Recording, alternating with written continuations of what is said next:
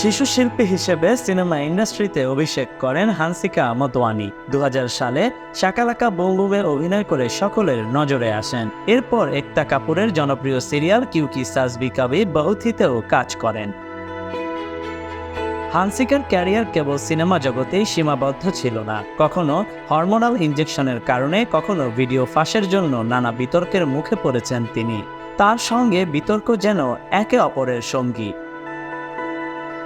দক্ষিণের জনপ্রিয় ও গ্ল্যামারাস অভিনেত্রী হানসিকার বর্তমান বয়স 33 বছর। ছোট পর্দা থেকে বলিউড ও টলিউডে নিজের ছাপ রেখেছেন এই অভিনেত্রী। চলচ্চিত্রের জন্য প্রশংসিত হলেও ব্যক্তিজীবন নিয়ে তার আলোচনা কখনো কমেনি।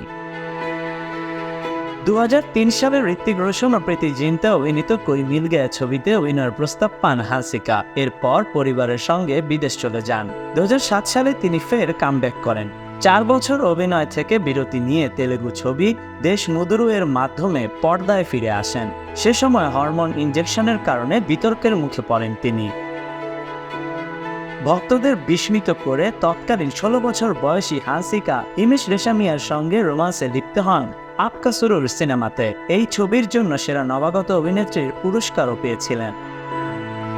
2006 সালে গোয়ায় তার বন্ধু রিঙ্কি বাজাজের সঙ্গে সোহেল কাঠুরিয়ার ডেস্টিনেশন ওয়েডিংয়ে উপস্থিত ছিলেন হানসিকা।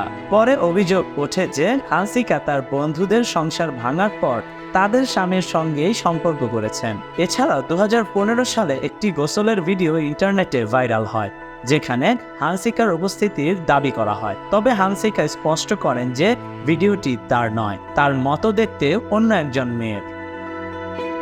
হানসিকা হিন্দি ছবিতে খুব কম কাজ করেছেন, তবে দক্ষিণী সিনেমার একটি পরিচিত নাম। তামিল, তেলেগু, কন্নড় ও মালায়ান ভাষায় 60টিরও বেশি সিনেমায় অভিনয় করেছেন।